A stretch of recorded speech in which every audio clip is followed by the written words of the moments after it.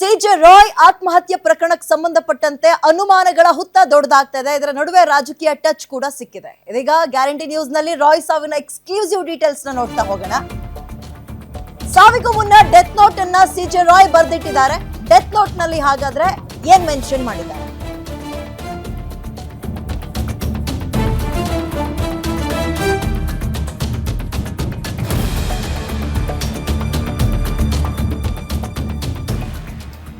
CJ Roy death note ನಲ್ಲಿ ಏನ್ ಬರ್ದಿಟ್ಟಿದ್ದಾರೆ? ಹಾಗಾದ್ರೆ ಡೆತ್ ನೋಟ್ ನಲ್ಲಿ ಅಸಲಿ ಸಾವಿನ ರಹಸ್ಯ ಇದೆಯಾ?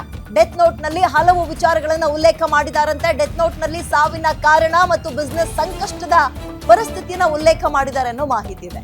ಕುಟುಂಬಸ್ಥರಿಗೆ ಮೊದಲಿಗೆ ಕ್ಷಮೆ ಕೇಳಿದ್ದಾರೆ ಉದ್ಯಮಿ ಸಿಜೆ ರಾಯ್. ಆ ಪತ್ರದಲ್ಲಿ ನಾನು ಎಕ್ಸ್ಟ್ರೀಮ್ ಸ್ಟೆಪ್ ಅನ್ನ ತಗೊಳ್ತಾ ಇದ್ದೀನಿ, ಅಂದ್ರೆ ಅಂತಿಮ ನಿರ್ಧಾರಕ್ಕೆ ಬಂದ್ಬಿಟ್ಟಿದ್ದೀನಿ, ನಾನು ಇನ್ನು ಮುಂದಕ್ಕೆ ಆಗೋದೇ ಇಲ್ಲ ಅನ್ನುವ ಪದವನ್ನ ಬಳಸೋದ್ರ ಮುಖಾಂತರ ನನ್ನನ್ನ ಕ್ಷಮಿಸಿ ಅಂತ ಡೆತ್ ನೋಟ್ ನಲ್ಲಿ ಉಲ್ಲೇಖ ಮಾಡಿದ್ದಾರೆ ಸಿಜೆ ರಾಯ್. ಹಾಗಾದ್ರೆ ಮಾನಸಿಕ ಒತ್ತಡ ಆ ಹಂತಕ್ಕಿತ್ತ? ಹಾಗಾದ್ರೆ ಮಾನಸಿಕ ಒತ್ತಡವೇ ರಾಯ್ ಆತ್ಮಹತ್ಯೆಗೆ ಕಾರಣವಾಯ್ತಾ? ಉಳಿದಂತೆ ಏನೆಲ್ಲ ಅಂಶಗಳನ್ನ ಉಲ್ಲೇಖ ಮಾಡಿದ್ದಾರೆ?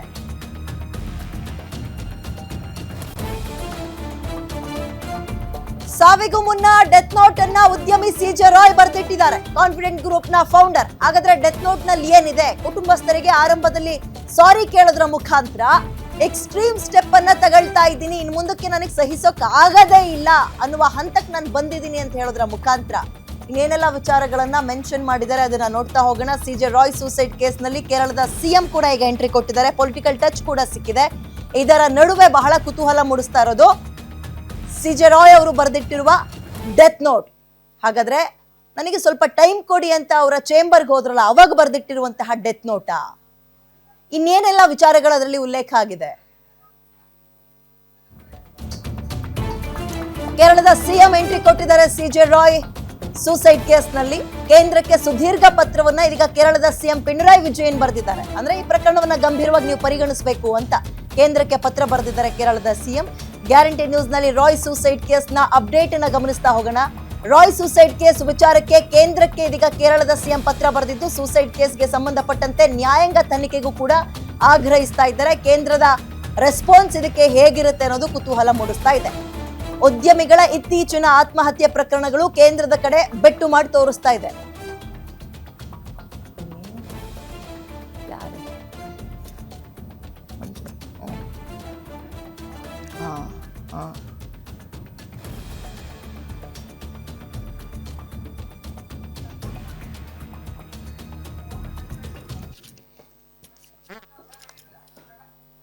ಮತ್ತಷ್ಟು ಮಾಹಿತಿ ನನ್ನ ಕಲೀಗ ಎಸ್ ಕೆ ಮಂಜುನಾಥ್ ನೀಡ್ತಾರೆ. ಮಂಜುನಾಥ್, ಯಾವಾಗ ಈ ಸೂಸೈಡ್ ಸುದ್ದಿಯನ್ನ ಕೇಳೋದು ಅವತ್ತಿನಿಂದಲೂ ಕುತೂಹಲ ಮೂಡಿಸ್ತಾ ಇರುವಂತದ್ದು ಡೆತ್ ನೋಟ್ ಏನಾದ್ರು ಬರ್ದಿಟ್ಟಿದಾರಾ?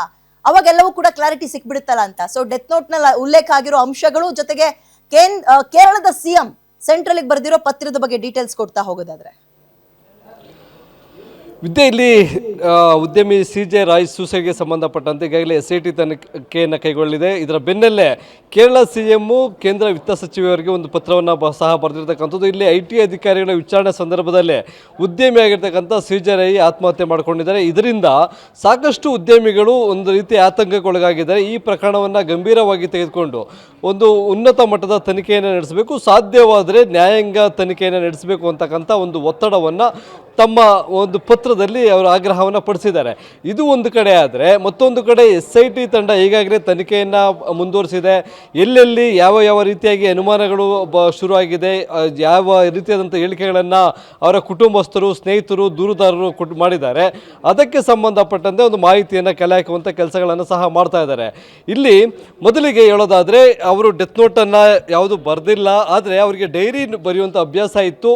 ಡೈರಿಯ ಕೊನೆಯ 9 ಪುಟಗಳು, ಅಂದರೆ ಅವರು ಸಾವಿಗೆ ಶರಣಾಗುವಂಥ ಇಂದಿನ 9 ದಿನಗಳು ಬರೆದಿದ್ದು, ಅಥವಾ ಅವರು ಬಿಡುವಿನ ಇದ್ದಂಥ ಸಮಯದಲ್ಲಿ ಬರೆದಿರ್ತಕ್ಕಂಥ ಒಂದು ಸಾರಾಂಶಗಳು 9 ಪುಟಗಳಲ್ಲಿ ಅವರು ಕೆಲವೊಂದು ಮಹತ್ವದ ಬೆಳವಣಿಗೆಗಳು, ಇತ್ತೀಚೆಗೆ ನಡೀತಕ್ಕಂಥ ಚಟುವಟಿಕೆಗಳ ಬಗ್ಗೆ ಬರೆದಿದ್ದಾರೆ ಅಂತಕ್ಕಂಥ ಮಾಹಿತಿ ಸಿಗ್ತಾ ಇದೆ. ಇದರಲ್ಲಿ ಅವರು ಹೇಳ್ತಕ್ಕಂಥದ್ದು ನಾನು ಒಂದು ಎಕ್ಸ್ಟ್ರೀಮ್ ಸ್ಟೆಪ್ಪನ್ನು ತೆಗೆದುಕೊಳ್ತಾ ಇದ್ದೀನಿ, ಅದಕ್ಕಾಗಿ ನನ್ನನ್ನು ಕ್ಷಮಿಸಿ ಅಂತ ಅವ್ರ ಕುಟುಂಬಸ್ಥರ ಬಳಿ ಒಂದು ರಿಕ್ವೆಸ್ಟನ್ನು ಮಾಡ್ಕೊಂಡಿದ್ದಾರೆ. ಇನ್ನುಳಿದಂತೆ ಅವರ ಕಂಪನಿ ಯಾವಾಗ 2006ರಿಂದ ಶುರು ಆಯಿತು ಆವತ್ತಿನಿಂದ ಕಂಪನಿಯಲ್ಲಿ ತುಂಬ ಜನ ನಿಷ್ಠಾವಂತರಿದ್ದಾರೆ.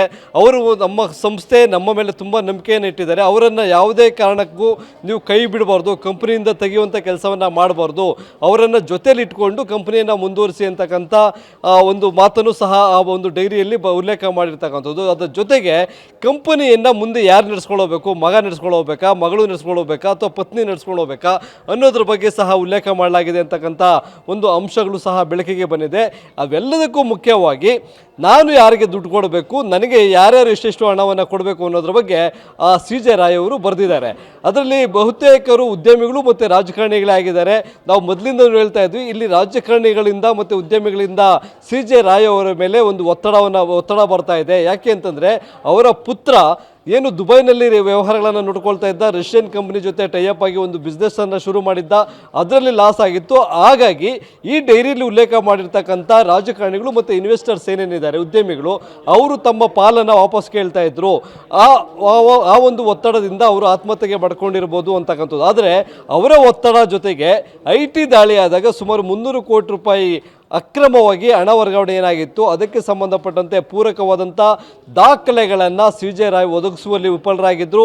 ಒಂದು ಕಡೆ ಆ ದಾಖಲೆಗಳನ್ನು ಪದೇ ಪದೇ ಕೇಳಿ IT ಅಧಿಕಾರಿಗಳು ಸಹ ಒಂದು ಒತ್ತಡವನ್ನು ಹೇರ್ತಾ ಇದ್ರು.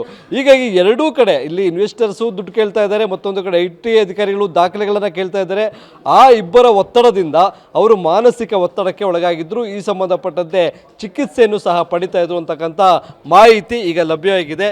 ಈಗ ಏನು SIT ತನಿಖೆ ಕೈಗೊಂಡಿದೆ, ಇದರಲ್ಲಿ ಏನೆಲ್ಲ ಊಹಾಪೋಹಗಳಿದ್ದಾವೆ, ಉದ್ಯಮಿಗಳ ಒತ್ತಡ ಇರ್ಬೋದು, ಇವೆಲ್ಲದಕ್ಕೂ ಅವರ ತನಿಖೆಯಿಂದಲೇ ಉತ್ತರ ಸಿಗಬೇಕಾಗಿದೆ. ವಿದ್ಯಾ, ಥ್ಯಾಂಕ್ ಯು ಮಂಜು.